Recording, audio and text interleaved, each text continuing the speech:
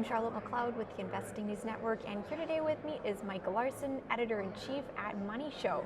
Thanks so much for being here with me today. Great to see you. Hey, glad to be here. It's a great show. Yeah, having a lot of fun so far. And so just to begin, we are introducing you with a different title and company than we did just a few months ago. So tell me about your new position. Sure, that's true. I've had been with Weiss Ratings for many, many years. I'm now the Editor-in-Chief at the MoneyShow, so I'm in charge of attending events like these, talking about what our experts are seeing and saying about the markets, as well as sort of having the MoneyShow view on the world. And I am still working as co-editor of the Safe Money Report for Weiss as well. So a little bit of feet in both worlds for now. Yep. Yeah. It sounds like you're keeping busy. Yes, I sure am. Yeah. Well, and it's busy also going on in the markets today. So just this morning we got our new CPI data. People are eyeing that.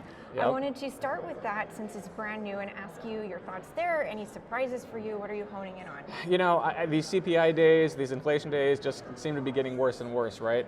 We've had so many expectations at the Fed and private economists, a year and a half, 2 years ago, that this inflation situation was just going to be temporary. It was just going to be driven by supply chain, and then we'd get out of it and everything would be back to normal. And it's completely different. I mean, we have the exact opposite thing going on, where inflation is persistent, inflation is broadening out. The CPI numbers you referred to were worse than expected on the headline and on the core, and they continue to suggest, as long as we're getting this kind of data, the Fed is going to be in play, right? I mean, they simply can't step back and ignore this kind of data from an economic or a political standpoint. So when you see numbers like this, when you see it broadening out to services, not just goods and so on, it's going to be something that really is going to give the Fed agita, and it's also why the markets are struggling to deal with this, because Wall Street would love for the Fed to get off its back, and it's just not going to happen. Right, and we got also our latest Fed minutes this week, so I guess that probably just adds to what you're saying there. Yeah, absolutely. I mean, you look at this interest rate cycle, really not just in the United States, but globally, but here in the US, this is one of the most aggressive rate hiking cycles we've seen in modern times, for decades really. And this kind of data gives the Fed all the ammunition it needs to go another 75 basis points at its meeting in early November. From there, you're seeing the interest rate futures market price in even more hikes later in the year and into 2023 as a result of these numbers. So again, it's a tough environment for anybody who really hasn't seen or experienced a high inflation, rising interest rate world, which we essentially haven't had this persistent or this aggressive since the early 1980s. Right, and interestingly, one of the comments that I've been hearing a lot is that we don't have a lot of people right now who've experienced that before, and maybe that has something to do with how it's being dealt with. What would you think? Absolutely. I mean, again, you look at some of the other previous rate cycles we've had in the late 1990s, early 2000s, at the peak of the housing bubble here in the U.S. as well. They all, they did see a number of interest rate hikes, but it was fairly predictable, and they all capped out or topped out pretty much at a level that didn't shock anyone. What you're seeing here is just, again, the pace of interest rate hikes and the magnitude of the individual steps is unlike anything we've seen since the late 1970s or early 1980s. So again, if you think about how long, I mean, we're talking 40, 45 years ago, if somebody started their career, at 18, 20 years old on Wall Street, I mean, you have to go back a long way to see people who have experience with this kind of market environment. So I think that's why it's so shocking, and that's why you're seeing with every data release that is worse than expected. It's such a jarring reaction, and not just in stocks, but in bonds and metals and currencies for that matter. Right, so I'm going to go back to one of the things we touched on when we last spoke. This was toward the end of July, I believe. So we're talking about, the Fed is hiking, this is strengthening the dollar, and that is hurting gold. If the Fed stops hiking, that deflates the dollar, that's good for gold. What I wanted to ask, is that still what we need to see for the dollar to lose its strength? Is there anything else that can knock it off just now? Sure. I mean, if you ignored what's happening in the currency market and you looked at the other things going on in the world, you would think this would be a raging bull market for gold and silver. Rampant inflation, investors losing confidence in sort of the ability of financial or fiscal and monetary policymakers to get ahead of this thing and so on. You would say that would be great for gold and silver. What we have seen, though, again, as you brought up, is a raging bull market in the U.S. dollar. essentially in lockstep with expectations for the Fed to continue hiking, and that's hurting gold. But it's all relative, right? Gold, is outperforming many other asset classes. I mean, if you'd rather own tech stocks or gold this year, you'd rather own gold. So it is still giving you some of that safety premium and safety insurance. And I think that if you even just get anything that takes a little bit of steam out of the U.S. dollar, that's going to again sort of take the lid off of what you can see in the metals market. So I think from a safety standpoint, from a standpoint of what can you own that's not vulnerable, like some of these high volatility stocks, bonds even at this point, gold and silver still to me fulfill that sort of inflation protection and that safety component to your portfolio.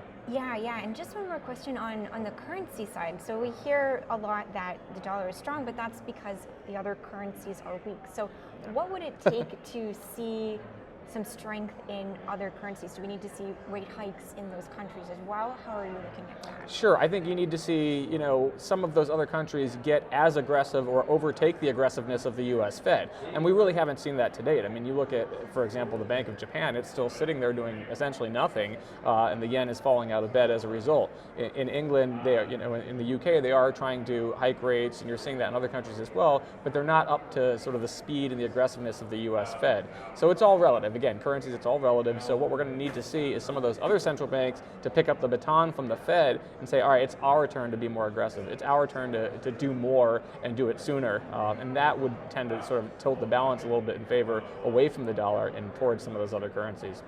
Okay, and again, another point from our previous conversation, we were talking about recession at the time and how nobody wanted to say that it was one, and we continue to see that. I think we had even this week Biden saying, no, it's going to be like a slight recession, maybe, if anything. Yeah. Meanwhile, though, we have this quite dire warning from the IMF about recession at a global level. Yeah. So what are your updated thoughts on that, if they have changed at all? Sure. I mean, in the political arena, I mean, you can't go out there as president or as the speaker for the president, treasury secretary, whatever, and say, yes, we're going to have a bad recession. Yes, inflation's out of control, and so on. So, you get the double speak. You get the, no, okay, maybe it'll be this, but it won't be that. Or maybe it's a little bad, but it's not really bad. But unfortunately, I mean, average Americans and average citizens of other countries can see what's happening to their expenses. They can see what's happening to their growth prospects, and they can see what's happening in the markets, right?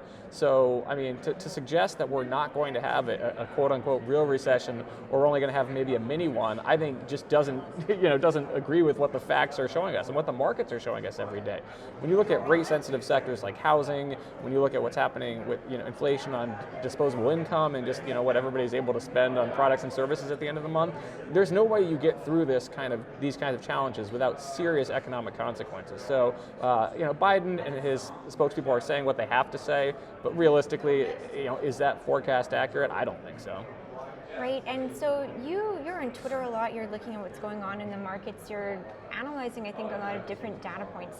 And one thing I wanted to ask you is how you hone in on what's important and filter out what might be noise, because I think that is something, definitely at this conference, people are coming to learn how to do that. Sure, I mean, you have to look at what the markets are telling you, right? And what we're seeing, again, especially in interest rate markets, is continually the futures market pricing in more Fed and for longer, whereas for a while the hope was we're going to have less Fed and for shorter amounts of time. As long as that's the case, and as long as that kind of aggressive Fed action is being priced in and the data is confirming that, you got to play defense. You got to, what I'm going to be talking about at this conference is sort of how to invest safely in an unsafe world, right? This isn't the kind of macro environment that tends to lead to raging bull markets. When you have high inflation, rising interest rates, economic weakness and recession fears, that's sort of a toxic stew. So you can't be as bullish now as you might have been a year or 2 or 3 years ago, when we're coming out of COVID. So you want to play defense, you want to be more cautious, and you want to pay attention to what the rate market is telling you. If and when the Fed is able to take kind of its foot off the brakes, that's when we're going to see a much stronger environment. But we just don't have that now, and we're probably not going to have that for a while. Yeah, so let's talk about, I know your presentation has not happened yet, so you're going to give us a preview, hopefully. Sure. So safe investing in these times. I know we've talked before about gold, precious metals are part of that. You also mentioned, the stocks that might be kind of boring and you got excited about them, but they're gonna help you. So what details can you share on that? Yeah, sure. I mean, again, you've got to approach this market completely differently than you would have before this interest rate and inflation situation started to spiral out of control. So you want to be in your stock market portfolio, you want to be in defensive sectors, you want to be in things that are, like you said, boring, but boring, making money to me is exciting, even if I have to do it in boring stocks, right? Or even if I want to lose less. So it's things like consumer staples, it's things like utilities, it's things like any sector, any company, healthcare, for example, where you don't need a strong economy and you don't need, raging growth to still generate reasonable earnings and revenue. So those sectors are outperforming. They have been outperforming, and my expectation is they'll continue to outperform in the rest of this year and into next year as well. Then again, as you mentioned, precious metals. I mean, the dollar has been this thing that's sort of capped your profit potential there. But if you want that safety, if you want an alternative to government debt, which people are starting to realize, especially in the UK, this isn't a safety investment. This is starting to, bonds in the UK are starting to trade like tech stocks. So you're going to see some of that money, I think, come out of traditional fixed income and rotate into things like gold and silver. So you want that to be a part of your portfolio. And if you're a more aggressive trader, you can do things like use options or inverse ETFs to protect against downside or to even make money when the markets fall. So that's something, again, for more aggressive investors, keep in mind as long as this environment's going to be a tough one. Right, and on the precious metals side, so we know that they are part of a safe portfolio. Do you have a price outlook on them, or is it more just you should have them, this is going to balance out what else is going on? Sure. I think I'm more in the second camp there. I'm not looking at gold and saying, okay, based on my analysis of X, Y, and Z, I think we're going to hit $2,432 an ounce or whatever. I'm more of, again, I kind of look at the world from 36,000 feet up, and I think that in this environment, when you need something that's going to give you safety, when you need something that's going to give you kind of insurance against this volatility we're seeing in other asset classes, especially in things that used to be safe, like government bonds, gold really wins in that environment, and I think gold's going to continue to win. Silver to a lesser extent as well, simply because it's sort of poor man's gold, something you can invest in as well for that protection. So I think the environment, what the dollar's been doing does kind of, again, cap some of that potential, but when that even moves a little bit off the front state, off the front burner, then you're going to see gold and silver probably take off. So I think that you probably want to be invested more in precious metals now than you probably have wanted to for many, many years. Right, and what about a cash component to your portfolio? Because I think that what I'm hearing around this event is people have cash that they may want to deploy, and they're kind of waiting on when should I do that. So would you suggest people be totally in right now? Should they have something ready to go for later? Sure. What do you think? No, I've been saying for more than a year, really 12, 18 months, that this is an environment where you want to have higher cash levels. You want to be more defensive. You don't just want to be invested in defensive sectors in the stock market. You also want to have a smaller amount of money exposed to stocks in general. So that's pretty much worked out for the investors that have following that advice in Safe Money Report, for example. Moving forward, I still think that's the case. I mean, look, you're losing purchasing power to inflation, sure, but you're not losing 35% in the average NASDAQ stock. You're losing a few percentage points to inflation, and you're having that reserve of cash. So when we do hit that turning point, when we do get to a place where the Fed might take its foot off the brakes a little bit, then that's when you can start deploying that cash into much cheaper stocks and cheaper assets, mining shares or whatever your interests are. So keeping more cash, it makes all the sense in the world, and I think you should continue to do that until this environment starts to ease off a little bit. Okay, so that would be the signal or the point is when the Fed says, okay, no, we're gonna turn back. Yeah, I mean, it's a policy. It's that policy approach, and it's also what happens with the U.S. dollar. I mean, that's when, if you get that turning point there, that's when you're going to want to be aggressive and take those assets, that money that's been sort of hiding in cash, and put it to work more aggressively. Okay, that's actually very useful. I think people appreciate that, and we're not saying when it's going to happen. Yeah. We have a signal.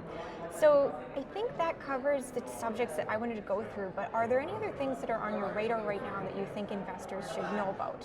Sure. I mean, again, in this environment, people want to be ready to throw some money at this market. You don't want to just sort of sit on your hands. It's hard to do, right? It's sort of a human instinct, especially as an investor, to get that money to work and put it to work. But just like in other tough environments, the early 2000s and the Nasdaq, for example, the mid 2000s and the real estate markets and related sectors, you had to bide your time. You had to sort of fight that impulse to throw money in the market and wait till you had the signals that told you it was time to get more aggressive. So patience is really what I would counsel here. Patience and safety, that safe money approach to investing, it's helped you over the last year and a half. I think it's going to continue to help you into next year. And hopefully as we get further into 2023, when assets are even cheaper, maybe that's going to be the time to get more aggressive. But again, you want to play defense, you want to have that safe money approach and stick with it until the markets tell you it's time to, it's time to ramp up again. Yeah, okay, I have one more question. Sure. You reminded me about something. So, I am seeing posts, I see them on social media, I go on Reddit sometimes, and there's people in there who have lost a lot of money, who came into the market during COVID when things were exciting and everybody had time to do this. They have seen their portfolios go so down, and I think there's an unwillingness to sell and maybe go into something safer. So any advice for somebody who may have seen that? I've been saying for really the last 2 years that there's a lot of parallels between what I saw graduating college in '98 and starting to be an active investor in the late '90s when the dot-com mania was going on and so on, to what's happened in the last couple of years with meme stocks and that whole world. The parallels there are eerie. If you haven't lived through the first era, you have a lot of people, like you said, that didn't live through their environment, that weren't investing back then. So maybe they don't see that what happened to a lot of stocks back then is they never came back. I mean, you always hear, oh, you just held on to Amazon back when it traded at $1 per share, and now you've made X percent of money. Okay, sure, but for every Amazon, there were 50 other dot-coms that went broke and you made nothing. You lost all your money. So I would just say some of these stocks are never coming back. Some of these, investments really, it's better to just take the loss, move on, and put your money to work in more productive sectors and sectors that are more appropriate, because the conditions that fueled that mania and that meme stock rage and everything are gone. They're not coming back, and so you have to change your investing approach to reflect that. Yeah, sad to say, but I think very true. So we'll wrap it up, I think, on that a little bit of a negative note, but there's lots in here that hopefully will have positive impact on people. Yeah. Thank you so much for coming by to talk. Great, thank you, Charlotte. Great. And once again, I'm Charlotte McLeod with the Investing News Network, and this is Mike Larson with MoneyShow.